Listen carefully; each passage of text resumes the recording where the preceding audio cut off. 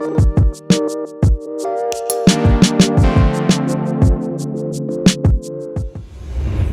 satu.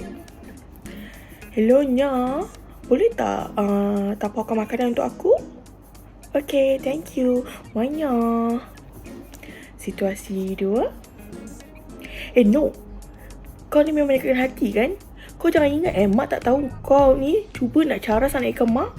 Kau jaga-jaga sikit Sekali lagi mak tahu kau siap. Mesti pernah dengar kan dialog-dialog sebegini, ataupun anda pernah nampak di mana-mana situasi seperti di atas, ataupun anda sendiri yang sering menuturkan perkataan-perkataan sebegitu di dalam perbualan anda. Okay. Jadi ini yang kita panggil sebagai gender dysphoria. Okay, untuk hari ini saya ingin membincangkan berkenaan dengan topik ini, iaitu gender dysphoria. Apa itu gender dysphoria? Okay, dalam bahasa Melayu ni kita panggil sebagai kecelaruan jantina. Okay, so dia macam keliru, dia bercelaru sedikit. Okay, tapi kalau sebelum ini kita panggil gender dysphoria ini, ataupun lebih famous dipanggil sebagai gender identity disorder. Akan tetapi ia telah direvise dan juga perkataan disorder itu telah dibuang dan digantikan dengan dysphoria. Ini bagi mengelakkan stigma. Okey, kalau mengikut statistik daripada Diagnostic and Statistical Manual of Mental Disorders 5th edition, sebanyak 0.005% hingga 0.014% populasi adalah daripada lelaki, dan juga wanita pula adalah terdiri daripada 0.002% hingga ke 0.003%. So ini jelas menyatakan bahawa lelaki itu lebih cenderung untuk mengidap gender dysphoria. Isu gender dysphoria ini saya rasakan ia amat dekat sekali dengan komuniti kita, ya.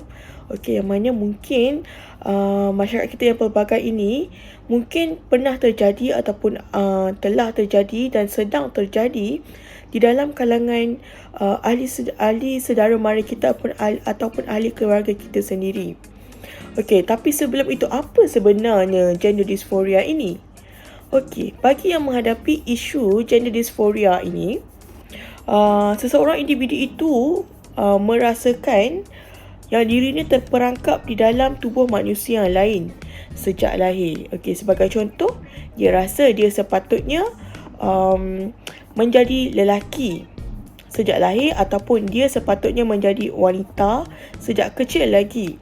Jadi, akibat daripada perasaan yang terperangkap ini, dia akan menyebabkan keresahan ataupun rasa tidak selesa yang serius kepada individu yang terbabit. Rasa resah je, tidak selesa dengan diri sendiri, fikir dia bukan dilahirkan sebagai lelaki tapi sebagai wanita.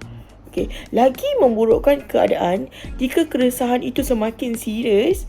Individu itu boleh menghidap masalah kesihatan mental yang lain yang lebih serius, seperti kemurungan, kerisauan melampau ataupun sebagainya, sehingga ada yang cuba untuk membunuh diri sendiri. Keresahan jantina ini sememangnya memberi kesan yang sangat serius kepada seseorang individu itu, dalam pelbagai cara. So ia akan merubah cara hidup seseorang itu, cara individu itu mengekspresikan diri dia melalui perbuatan, pemilihan berpakaian dan juga imej ke diri dia. So mungkin dari segi pakaian tu dia bertukar. So contohnya sebagai lelaki, dia lebih suka untuk ataupun lebih memilih untuk memakai pakaian seperti wanita. Ada yang bertukar-tukar. Sekejap siang jadi lelaki, malam jadi wanita.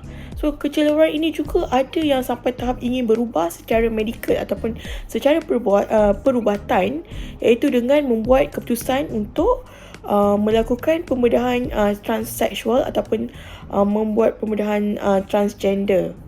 Dia buat keputusan untuk menukar jantina kepada lelaki kepada wanita, sebabkan rasa terperangkap yang dirasa dia adalah wanita sebenarnya, bukan lelaki. Akan tetapi ada juga mereka-mereka ini selain daripada membuat pemudahan transgender ataupun transseksual, mereka juga membuat pilihan, iaitu dengan membuat rawatan hormon ataupun menelan pil-pil hormon untuk develop ataupun membina dia punya jiwa yang terperangkap itu. Okey, tapi jika dikatakan jika dilihat, mungkin ini sedikit lucu. Okey, bayangkan komuniti kita yang dipenuhi dengan mereka-mereka yang confused dengan diri sendiri. Ada yang bergelik-gelik ke berjalan ke kan. Okey, so macam mana pula? So jika ia terus berlaku dalam komuniti kita, ia boleh menjadi musuh di dalam selimut. Apa pula musuh dalam selimut tu? Okey, tapi itu bukan yang saya akan bincangkan pada kali ini. Okey, itu boleh cari sendiri peribahasa tu. Okey, so berbalik juga kepada isu kecelaruan jantina ini ataupun keresahan jantina ini. Ini sebenarnya boleh terjadi disebabkan beberapa faktor. Okey, kita bincang kepada faktor. Antara faktor yang sering dikaitkan dengan GD ini ataupun kecelaruan jantina ini adalah dari segi genetik yang abnormal, iaitu daripada segi kromosom itu sendiri, dia tidak normal, ataupun ketidakseimbangan hormon semasa proses kehamilan si ibu ataupun semasa kanak-kanak, ataupun isu parenting style itu sendiri dan juga hubungan sosial dengan kawan-kawan dengan yang mana okey, mereka berkawan dengan golongan-golongan yang kita panggil dengan bermacam-macam gelaran seperti pondan, apa lagi, maknya, pondi, mak ayam dan sebagainya. So benda-benda macam ni yang akan mungkin antara punca menjadi faktor seseorang itu rasa macam dia adalah bukan diri dia sebenar. Dan jika diikutkan pada masa sekarang, iaitu zaman trend sekarang ini, kajian yang dijalankan oleh Universiti Malaysia Sabah ataupun UMS pada tahun 2021 mengatakan bahawa antara pengaruh terdapatnya faktor-faktor GD ini, gender dysphoria ini, adalah disebabkan oleh pengaruh daripada influencer ataupun insta famous daripada LGBT yang kita boleh dapati daripada media sosial seperti TikTok ataupun Instagram. So ada juga yang saya lihat kebanyakannya insta famous ini, kita angkat mereka sebagai idol. So ini adalah akan lebih banyak mempengaruhi dan juga lebih mengakibatkan ramai yang menghadapi gender dysphoria. Jadi bagaimana saya ataupun anda mahu membantu golongan-golongan gender dysphoria ini? Macam mana tu?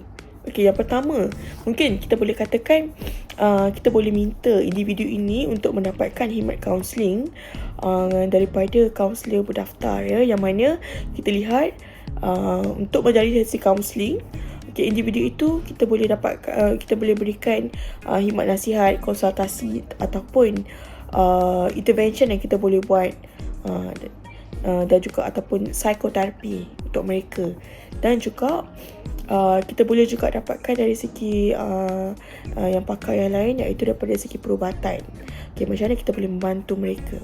Seterusnya, apa yang boleh kita bantu mereka golongan gender dysphoria ini adalah dengan jangan pulaukan mereka, ataupun dalam bahasa sekarang kan, jangan palaukan mereka.